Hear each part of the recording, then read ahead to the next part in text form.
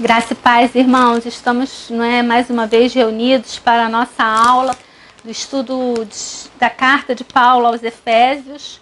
Essa é a nossa 12ª aula e dessa vez nós estaremos estudando os versículos de 7 a 14 do capítulo 5.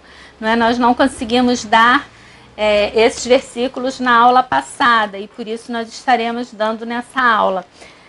Eu gostaria de ler então com os irmãos. Vamos ler a partir do versículo 1 do capítulo 5, lendo até o versículo 14, para a gente poder dar uma recordada naquilo que nós falamos na aula passada. Paulo começa esse capítulo da seguinte forma: sede, pois, imitadores de Deus como filhos amados, e andai em amor, como também Cristo nos amou e se entregou a si mesmo por nós, como oferta e sacrifício a Deus em aroma suave. Mas a impudícia e toda sorte de impurezas e cobiça nem sequer se nomeia entre vós como quem venha santos.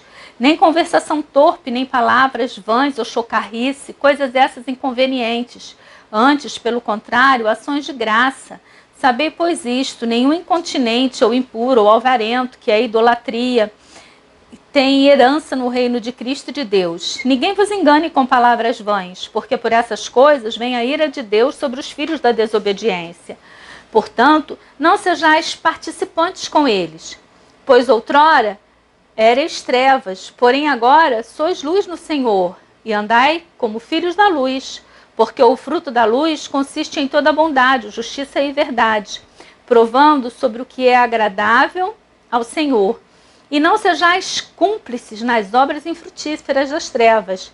Antes, porém, reprovai-as. Porque o que eles fazem em oculto, o só referia vergonha. Mas todas as coisas, quando reprovadas pela luz, se tornam manifestas, porque tudo o que se manifesta é luz. Pelo que diz: desperta, ó tu que dormes, levanta-te de entre os mortos e Cristo te iluminará. Portanto, vede prudentemente como andais, não como nécios, e sim como sábios, remindo o tempo, até o 14, Eu gosto e vou lendo. Já que eu estava lendo, vou terminar, irmãos? Remindo o tempo, porque os dias são maus.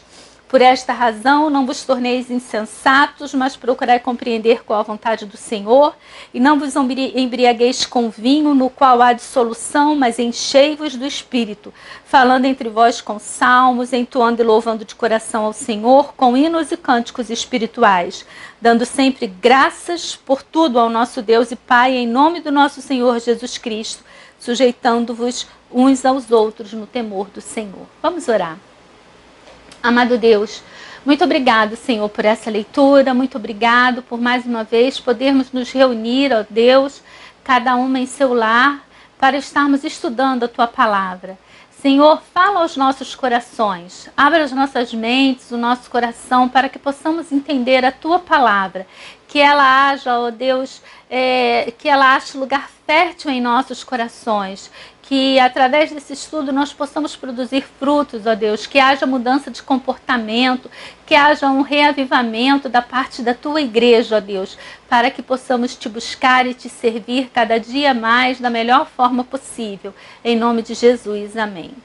Irmãos, na semana passada, nós começamos dizendo que essa carta ela é uma carta eclesiológica, porque é uma carta que fala a igreja, E hoje esse pedacinho aqui que nós vamos estar estudando, ela vai estar falando sobre a atitude do crente com relação aos não crentes. E nós vamos ver que Paulo vai estar o tempo inteiro fazendo um paralelo entre luz e trevas, Então começa aqui, logo no versículo 8, ele vai falar: outrora erais trevas, porém agora sois luz, andais como filhos da luz. No versículo 9 ele vai dizer: porque o fruto da luz, E ele vai aqui o tempo inteiro, no versículo 11 ele vai falar: não sejais cúmplices nas obras infrutíferas das trevas, Ele vai estar o tempo inteiro trabalhando ali, entre aquilo que é luz e aquilo que é trevas. E quando a gente lê aqui, por exemplo, no versículo 6, no versículo 7 ele começa: portanto, não sejais participantes com eles. Com eles quem? A quem Paulo está se referindo? Está lá no finalzinho do versículo 6, quando ele diz: ninguém vos engane com palavras vãs, porque por essas coisas vem a ira de Deus sobre os filhos da desobediência. Portanto, não sejais participantes com eles. Tá vendo como é que vai aqui se completando? Então, eu até anotei aqui embaixo desse versículo que nós devemos conviver, mas nós não devemos imitar o comportamento deles. E aqui, nós não devemos ser participantes, com eles quem? Os filhos da desobediência. E participantes de quê? A que Paulo está se referindo? Está lá no versículo 3, começa lá no versículo 3. Mas a impudícia, que eu disse para os irmãos que é a imoralidade, toda sorte de impureza, cobiça, nem sequer se nomeia entre vós, como convém aos santos. Nem conversação torpe, nem palavras vãs ou chocarrice, coisas essas inconvenientes. Antes, pelo contrário, nós devemos dar ações de graça. Então, nós vemos aqui, recordando um pouquinho do que vimos na aula passada, para poder ter o entendimento daquilo que estaremos dando continuidade agora. Paulo, então, vamos voltar ao versículo 7, dizendo: portanto, não sejais participantes com eles. E aí ele vai começar: pois outrora erais trevas. Lembra o que Paulo diz quando ele se refere a que nós éramos trevas? Vamos correr a nossa Bíblia lá no capítulo 2, voltar aí 2 paginazinhas, e nós vamos ver aqui, olha só, no capítulo 2, Paulo falando. A partir do versículo 2, 2:2. Então ele vai dizer: nos quais andastes outrora, segundo o curso deste mundo, segundo o principado da potestade do ar, do espírito que agora atua nos filhos da desobediência, entre os quais também todos nós andávamos outrora, segundo a inclinação da nossa carne, fazendo a vontade da carne e dos pensamentos. Éramos por natureza filhos da ira, como também os demais. No capítulo 4, Paulo ainda fala sobre isso. Lá no versículo 17 ele vai dizer: isto, portanto, digo e no Senhor testifico, que não mais andeis como também andam os gentios, na vaidade dos seus próprios pensamentos. Então Paulo, ele veio discorrendo durante toda a carta, nós estamos aqui no capítulo 5, mas o assunto do capítulo 5 está linkado a tudo aquilo que nós viemos estudando até agora. Tudo está conectado, tudo está ligado, de forma a fazer sentido. E Paulo está dizendo, então: não sejais participantes, porque antes vocês eram assim. Antes vocês eram trevas e vocês participavam de tudo isso, vocês viviam dessa forma, mas agora vocês são luz. E como é que é a luz? O que a luz faz?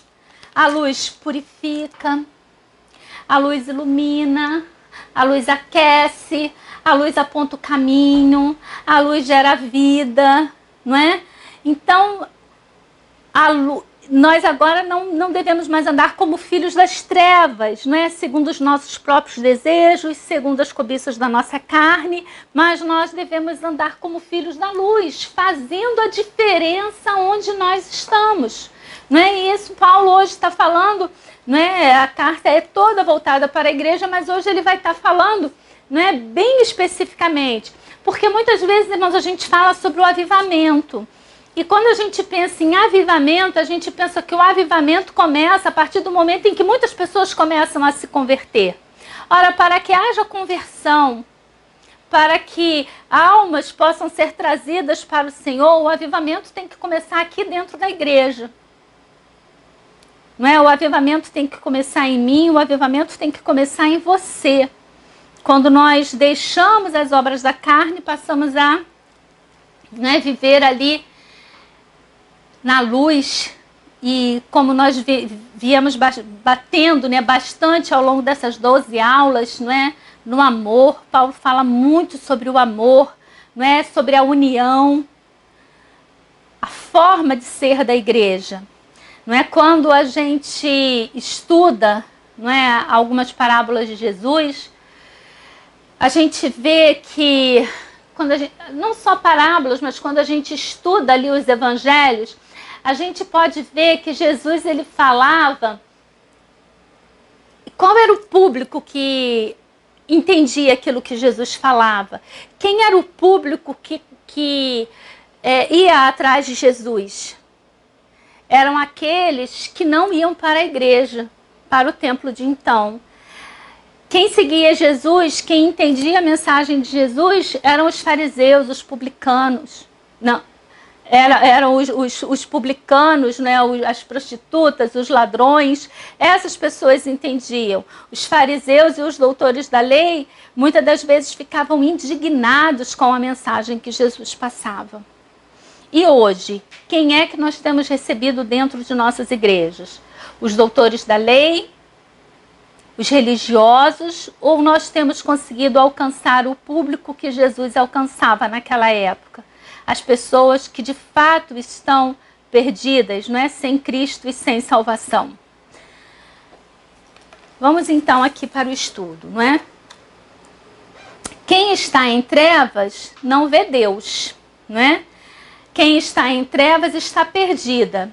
A luz descreve a vida, não é, do crente em santidade, pureza, verdade, transparência, não é? Existe um contraste entre luz e trevas, não é? Aonde a luz chega, ela acaba com as trevas. Então nós precisamos começar a nos conectar e a entender, não é, o nosso papel do momento em que a igreja está aqui na Terra, mas ela não tem feito muita diferença. Não é? Do momento em que nós vemos que o nosso país ele já é um país que se diz predominantemente evangélico, e nós vemos tanta corrupção, tanta miséria, não é? Tanta maldade, tanta violência acontecendo no nosso país. Então, qual tem sido o papel da igreja? Não é? Então, ele está vindo aqui, ó, a gente pula aqui para o versículo 14, olha, pelo que diz, desperta, ó tu que dormes. Ele está falando para quem? Para a igreja. Não é? A igreja precisa despertar, a igreja precisa, não é, ser luz, iluminar, cumprir o seu papel. E ele continua aqui, não é? Outrora erais trevas, porém agora sois luz no Senhor. Andai, pois, como filhos na luz. Então, como devem andar os filhos da luz? Não é? Então, nós já, né, colocamos aqui que os filhos da luz, eles são, não é, têm santidade, pureza, eles vivem na verdade, têm transparência, não é? Será que nós de fato, não é, temos conseguido alcançar tudo isso? Não é? Difícil.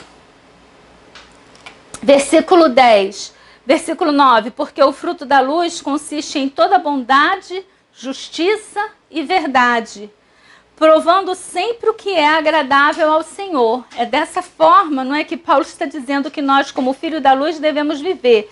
Aqueles que são trevas, não é, fazem aquilo que desagrada ao Senhor. E aqueles que são luz, eles provam, não é, sempre o que é agradável ao Senhor. E ele vai dizer, não sejais cúmplices nas obras infrutíferas.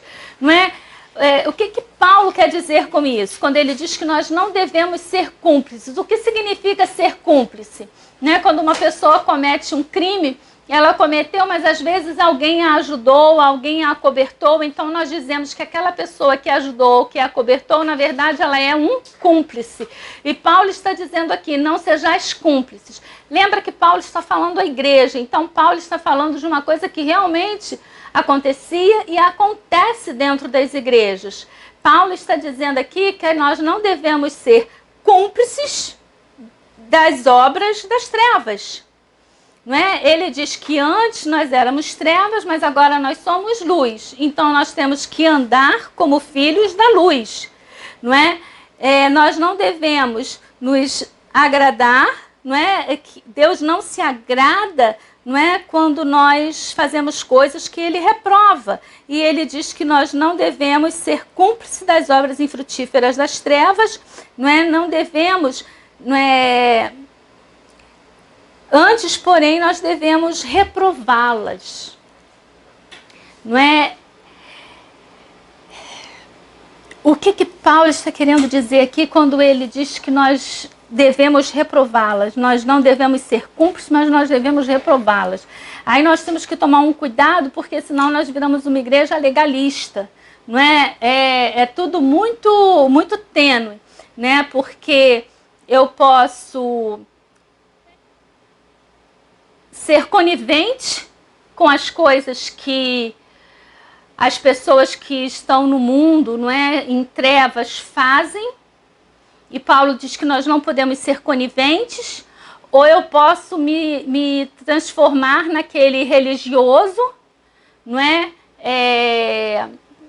que faz as coisas para agradar a Deus de forma em que ele quer comprar a Deus, não é? Na parábola do filho pródigo nós vemos isso. Você tem o perdido, o irmão mais novo, não é, que quer fazer tudo de forma dissoluta, não é? Ele não quer ali, não quer dar o respeito devido ao pai, mas o filho mais velho, que ele é ali o religioso, o fariseu, ele também não respeita o pai, porque ele acha que o pai é obrigado a fazer tudo o que ele quer porque ele é obediente. E muitas das vezes dentro desse aqui, do reprovar, a gente acaba virando aqueles, né? Agora na minha cabeça, não é, tá vindo aqueles americanos ali, né, do cinturão evangélico dos Estados Unidos, que são radicais, não é, e puritanos, botam fogo nas coisas, não é, fazem passeatas, não é, em sepultamento de pessoa que era homossexual, eles vão com faixa ali condenando, dizendo que aquela pessoa está no inferno. Então, também não é isso que Paulo está dizendo, não é? Nós viemos tratando isso nos outros domingos e a gente vê que não é dessa forma que a igreja deve se portar. Então, de que forma a igreja deve se comportar? O que fazer positivo, não é? Reprovar, não é? E não sermos intolerantes, mas também não podemos ser cúmplices, não é? São detalhes aí que Paulo vai colocando, mas ele continua aqui, porque o que eles fazem em oculto, o só se referir é vergonha. Não é? Esse é um outro ponto que muitas das vezes nós podemos incorrer dentro da igreja, porque às vezes até a forma como nós vamos condenar, né, esses atos, às vezes você vai relatar, por exemplo, alguma coisa que aconteceu e você acaba dando tantos detalhes, você acaba sendo tão minucioso naquilo que você está explicando, que você acaba despertando o desejo de alguém em fazer aquilo que você está dizendo. Não é? Então, aqui ele está falando, olha, porque até o que eles fazem em oculto, o só se referir é vergonha, né? Então nós precisamos ter esse cuidado. A gente vê isso muito também nessa questão, por exemplo, agora até que caiu um pouco de moda, não é? Mas teve uma época que dentro das igrejas a moda era dar testemunho. Então quanto mais perdido, quanto mais pervertido, não é? Quanto mais você tivesse andado lá na lama, não é? Mais chocante era o testemunho e mais gente se reunia para assistir o testemunho, não é? E no final a gente acabava torcendo, né, para que ele, na vida dele de bandido, não é, ele conseguisse vencer, ele conseguisse se estabelecer. Então, são questões assim que a gente precisa tomar muito cuidado. Por isso, às vezes, até no falar, né, no se referir aquilo que eles fazem, nós precisamos ter cuidado, nós precisamos, não é, ter prudência. Mas todas as coisas, quando reprovadas pela luz, se tornam manifestas, porque tudo que se manifesta é luz. Não é? É muito interessante porque a igreja tem um papel muito importante para cumprir na sociedade.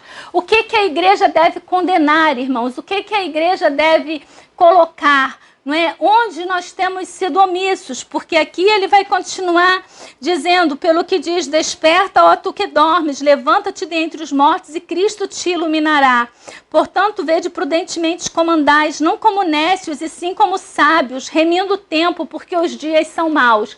Nesses últimos dias nós temos visto a igreja, irmãos, muito apática com relação a tudo que está acontecendo. Não é? A gente não se posiciona com relação à violência que tem acontecido no mundo, a violência policial que acontece aqui no nosso estado. A gente não precisa sair do nosso estado, a gente não precisa sair da nossa cidade. Não é? Aqui já tem excelentes exemplos. Não é? Hoje eu estava vendo ali a morte de um corretor de imóveis que há um mês atrás, ele indo levar a cesta básica para um amigo, não é, que estava passando por necessidade, ele cruza com um carro da polícia. Ele então dá a marcha ré no carro dele, a polícia vai, avança com o carro e atira com um fuzil no homem e mata o homem. Não é? São situações assim cotidianas, e lá no relato policial diz que ele, não é, foi morto numa incorrência policial, como se estivesse acontecendo um tiroteio na rua e então tivesse sido pego. Quantas vidas têm sido ceifadas nesses últimos dias pela violência policial que temos vivido em nosso estado? Não é? Nós estamos aí, irmãos, vendo a roubalheira que aconteceu no nosso estado. Não é? É incrível. Ontem o secretário, né, da Saúde disse que não tinha condições de continuar, pediu demissão, e eu achei muito interessante, porque aquele homem repetia, não é? Ele repetiu umas 3 ou 4 vezes, eu tentei, ou seja, o mar estava tão denso, o mar de corrupção, não é, ali, as obras da carne estavam tão densos que por mais que ele tentasse, ele não conseguiu avançar. E aí eu te pergunto, será que a igreja tem que ter algum papel nisso aí? Será que como igreja nós precisamos nos posicionar? Não é com relação a isso que Paulo está dizendo, não é? Que ele vai dizer aqui, ó, mas todas as coisas, quando reprovadas pela luz, se tornam manifestas. Então nós precisamos, não é, reprovar a corrupção, reprovar, não é? Irmãos, o nosso estado recebeu dinheiro para construir 7 hospitais. Ele só conseguiu construir 1,5. Aí o secretário que estava saindo disse o quê? Que não haveria nem necessidade de se construir todos os hospitais, porque igual o hospital de Anchieta, se eu não me engano, foi desativado, um hospital que era referência, e o hospital foi desativado. Aí a gente, enquanto igreja, a gente pode ficar pensando assim, não, mas não tem nada a ver com isso. Será que a gente realmente não tem nada a ver com isso, irmãos? Qual seria o papel da igreja em estar reivindicando situações aqui? Eu não estou falando nem contra, nem a favor do governo, eu não estou entrando aqui em questão política, eu estou falando com relação às obras das trevas, pessoas que estão aí morrendo. Todo dia a gente vê na televisão famílias chorando em frente ao hospital porque o seu ente querido morreu ali sem ter um medicamento, sem ter um leito para poder recebê-lo, e o dinheiro sendo roubado. E nós, enquanto sociedade, enquanto igreja, nós agimos como se nós não tivéssemos nenhuma participação. No entanto, Paulo está dizendo aqui que quando reprovados pela luz, as obras da carne se tornam manifestas. E aí ele continua, olha, desperta tu que dormes. Paulo está dizendo que nós estamos dormindo. Não é? Pensa só, dois corpos no necrotério. Só que um está dormindo, né? A pessoa resolveu tirar um cochilo ali no necrotério. E o outro é um corpo morto. Os dois estão dormindo. Faz diferença? Tem diferença entre aquele ali que está morto, né? E vamos dizer que seria a obra da carne, e a igreja que está dormindo, mas ambos no mesmo lugar de morte. Faz diferença um para o outro? O vivo pode até ser enterrado ali por engano, né? Por uma pessoa desatenta, se ele tiver um sono muito pesado. Estou viajando aqui. Mas é um exemplo que eu queria que os irmãos, entendessem. Eu não sei se eu anotei outro exemplo aqui. Sim, eu botei aqui o exemplo do sapo na água fria. Que quando a gente coloca um sapo numa água fervendo, ele pula, Agora nem sei se é o sapo ou se é a rã. A Ju falou que é o sapo. Então a gente bota ele num pote de água fervendo, ele pula. Mas se eu colocar o sapo num recipiente com água fria e ligar o fogo, ele vai ficar ali, ele vai morrer cozido e ele não vai pular. Nós estamos, irmãos, nessa situação do sapo na água fria. Nós estamos sendo cozidos, né, cozinhados. Nós estamos deixando as coisas, não é? Nós não estamos manifestando as obras da carne, nós não estamos nos colocando, nós estamos preocupados com coisinhas pequenas, sabe? Se o fulano bebeu, se o fulano fuma, se o Beltrano está fazendo isso, se o Beltrano foi ali, isso aí a Bíblia é bem clara, cada um dará conta de si mesmo. Se o fulano está bebendo, está fumando, está indo em boate, está fazendo coisa que ele não deve, ele vai prestar contas a Deus. Deus vai cobrar dele tudo aquilo que ele fez.